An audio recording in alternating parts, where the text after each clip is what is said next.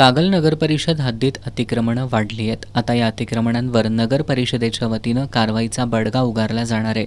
त्यासाठी 3 दिवसांचं अल्टिमेटम देण्यात आलं आहे. रस्ते, फुटपाथ तसंच विविध प्रभागांमध्ये झालेली अनधिकृत बांधकामं आणि व्यावसायिकांनी लावलेली खोकी तात्काळ हटवावीत, अन्यथा पालिकेकडून कायदेशीर कारवाई करण्यात येईल असा इशारा मुख्याधिकारी अजय पाटणकर यांनी दिलाय.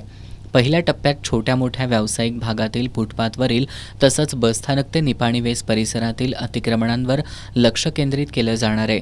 मात्र ही कारवाई करताना कोणत्याही व्यावसायिकावर अन्याय होऊ नये याची खबरदारी घेतली जाईल असंही प्रशासनानं स्पष्ट केलंय. ज्यांनी शासकीय जागेवर अतिक्रमण केलंय किंवा विनापरवाना शेड, मंडप उभारलेत त्यांनी तात्काळ नगर प्रशासनाकडे परवानगीसाठी अर्ज करावा. नियमात बसणाऱ्या बांधकामांना परवानगी दिली जाईल असंही मुख्याधिकारी पाटणकर यांनी सांगितलं.